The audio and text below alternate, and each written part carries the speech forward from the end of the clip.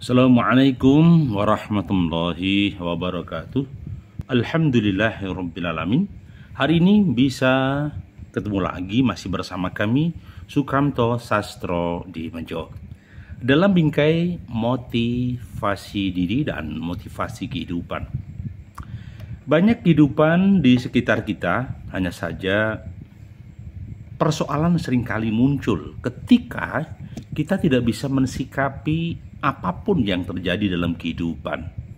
Maka langkah-langkah hidup, langkah-langkah kegiatan kita harus dibarengi dengan motivasi, inspirasi, dan juga catatan kecil yang bisa membuat kita makin eksis dan percaya diri. Baik, seringkali ada beberapa persoalan muncul ketika seseorang mengambil sikap dengan sikap yang kencang. Artinya omongnya banyak, ngomongnya berapi-api dan segala macamnya. Tetapi kadangkala untuk penyelesaiannya tidak efektif. Ketika kita marah kepada karyawan, ketika kita marah kepada anak buah atau teman, itu tidak efektif. Maksudnya gimana? Iya, kadangkala justru diam itu bisa menyelesaikan masalah. Karena apa? Diam itu bisa meredam saat ketika logika tidak berjalan. Diam itu bisa berjalan dengan baik manakala seseorang sedang dibakar api emosi. Maka kadangkala diam menjadi solusi yang terbaik. Ada istilah bahwa diam itu lebih baik daripada mengucapkan kata-kata yang kotor. Ini sempat diungkap Pitagoras. Jadi diam itu lebih baik apabila diamnya itu menimbulkan kemaslahatan. Apapun diamnya itu menimbulkan ketenangan. Apapun diamnya itu tidak memicu terjadinya konflik atau pertengkaran. Jadi daripada kita berdebat tanpa makna, hasilnya terjadi konflik interest, maka seseorang lebih baik diam. Gitu. Itu konsep pertama. Jadi dalam perusahaan, kapan kita diam dan kapan kita bicara, kita harus tahu persis. Jadi jangan sampai saat diam kita bicara, saat bicara kita diam. Maka disitulah pentingnya timing. Itulah pentingnya waktu yang tepat untuk kapan kita bicara. Misalnya proporsionalnya, oh itu wilayah kita di bagian SDM. Oh itu pimpinan yang lain di wilayah operasional. Oh ini di bagian produksi. Oh saat ini yang ngomong marketing. Jadi sebenarnya untuk bicara itu tidak asal bicara. Ada timing yang tepat, ada situasi yang tepat. Sehingga seseorang bicaranya tepat. Kalau memang ada konflik-konflik interest, diam itu lebih baik, ya sudah lebih baik diam sambil melakukan muhasabah. Baik, kadang-kala begini, orang yang merasa besar, ya merasa besar saya katakan, dia hanya punya kemampuan berproduksi, kemampuan maintenance itu kecil, biasa-biasa saja. Dan kadang-kala orang yang biasa-biasa saja, maaf, dengan modal ketekunan, maka dia menghasilkan pikiran-pikiran yang besar. Maka saya kata lain bahwa seringkali orang jumawa, ya merasa bisa, merasa hebat, merasa mampu. Padahal teori kadang beda dengan konsep, bosku. Teori beda dengan konsep. Maksudnya apa? Ya tidak setiap kali teori, ketika dibuat konsep, kadang-kadang beda. Karena teori-teori itu memunculkan konsep-konsep. Dan konsep itu pun dilaksanakan, diaplikasikan. Maka kadang-kala juga teori konsep tidak sama dengan aplikasi dan pelaksanaannya. Maka harus ada sinkron. Teori, konsep, dan aplikasi. Gitu. Nah, untuk meraih sukses itu gampang tidak sih? Ya, coba kita cari menyamakan persepsi. Sukses itu parameternya apa? Kalau sukses parameter materi beda. Kalau sukses materinya pencapaian beda. Kalau sukses materinya berkaitan dengan harta beda. Maka sebelum bicara sukses tentunya disamakan persepsi, ya. Maaf saya minum dulu.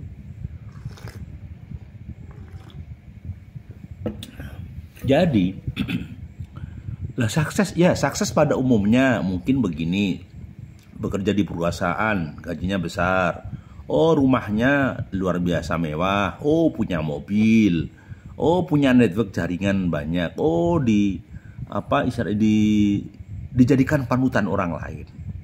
Itu umumnya sukses begitu, ya. Maka ada sukses yang sifatnya rasa, tetapi ada juga sukses yang sifatnya materi. Ada yang sukses itu dinilai dari mata batiniah atau rohani, tetapi ada juga orang yang menilai sukses itu dari sisi duniawi, ya, atau harta. Gitu. Jadi untuk meraih sukses, ya, tidak cukup dengan melakukan yang terbaik. Loh, kok bisa? Iya. Kadang kita harus melakukan apapun yang diperlukan. Nah, beda ya, yang terbaik atau yang diperlukan. Memang pada titik tertentu kita mengambil langkah itu yang terbaik. Seorang pemain sepak bola, dia harus punya momen yang tepat ketika di depan gol lawan dia harus bisa ngegolkan. Nah, itu dimana di suatu titik tertentu di waktu yang tepat bisa melakukan tendangan bola dan masuk ke gawang dengan berhasil. Nah, tapi ada juga untuk bisa ngegolke, ya, untuk bisa meraih target gol yang ada, maka diperlukan juga langkah-langkah awal. Langkah-langkah awal untuk menyusun strategi, mungkin teamworknya, mungkin kebersamaannya. Jadi tidak bisa serta-merta langsung sukses, langsung gol. Enggak. Untuk sukses gol butuh latihan, butuh kontinuitas, butuh menyamakan persepsi. Ya, itu. Tidak boleh kontraproduksi. Itu yang terjadi, ya. Baik.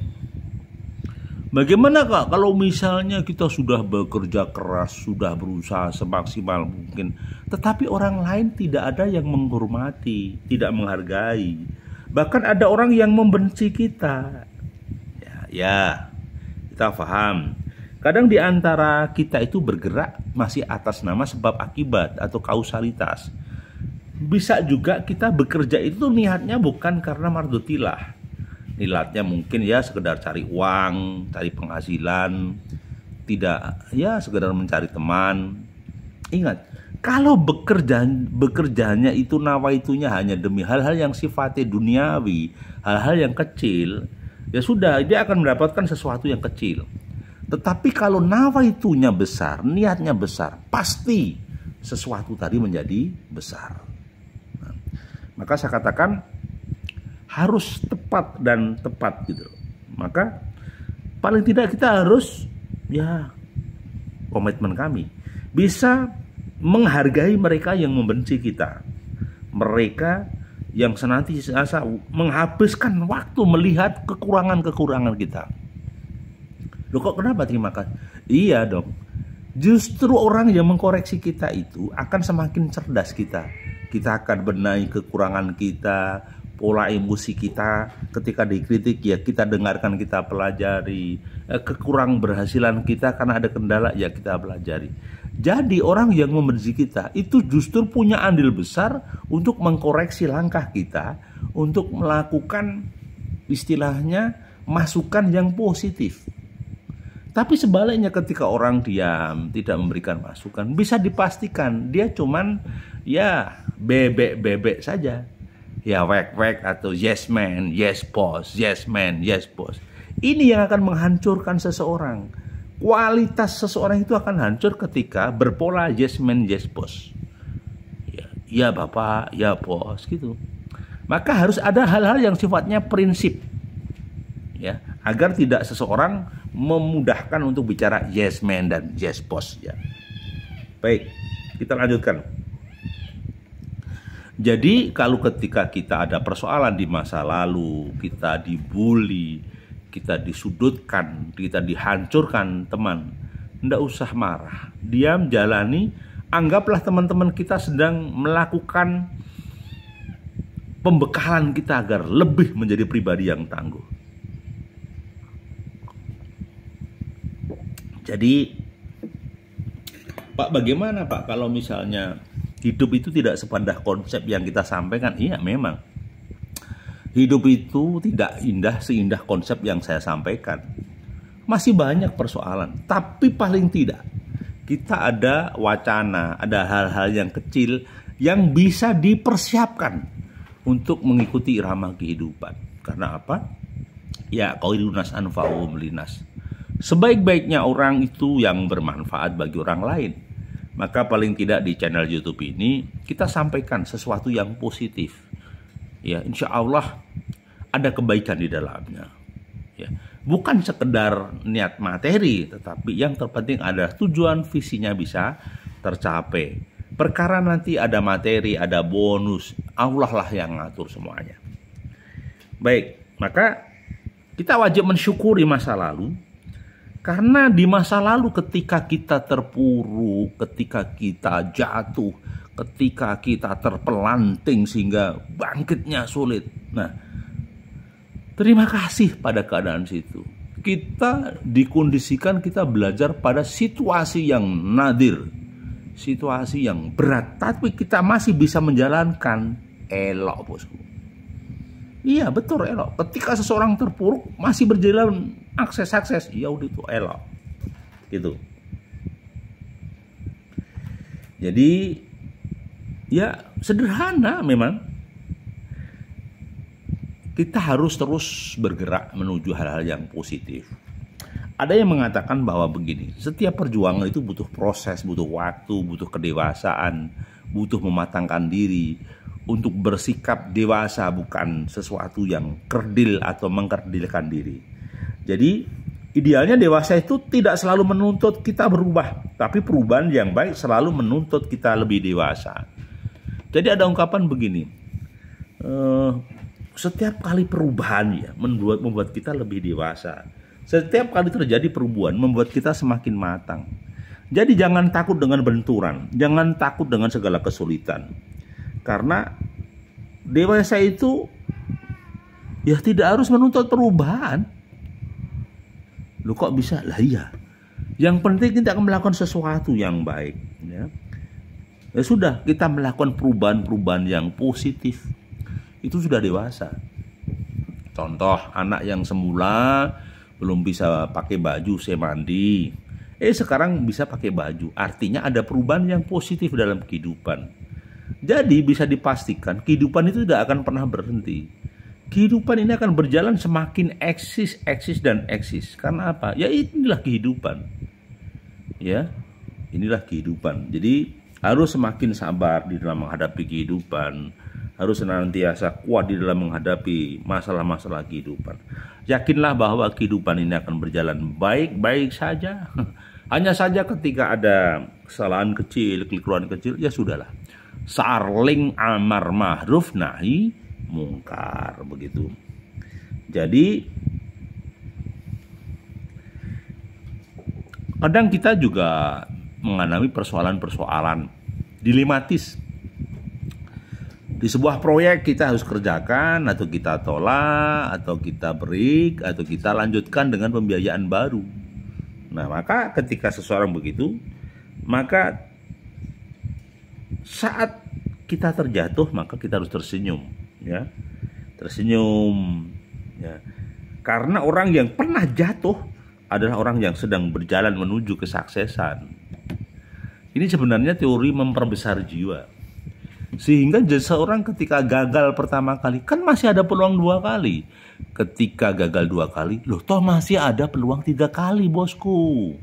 Ketika gagal 3 kali, saya masih punya energi untuk merajut impian di masa depan. Artinya apa? Totalitas. Tidak ada yang setengah-setengah dalam kehidupan ini. Pasti semuanya butuh totalitas, butuh keseriusan untuk menyelesaikan berbagai masalah yang ada. Saya pikir itu, kawan-kawan. Terima kasih, sukses senantiasa. Semoga Allah meridhoi, semoga Allah memberkahi keselamatan kita di dunia dan di akhirat. Masih bersama Sukamto Sastro di Menjawab Channel. Berkenan untuk subscribe, like, dan komen. Terima kasih. Subscribe itu gratis ya. Terima kasih. Assalamualaikum warahmatullahi wabarakatuh.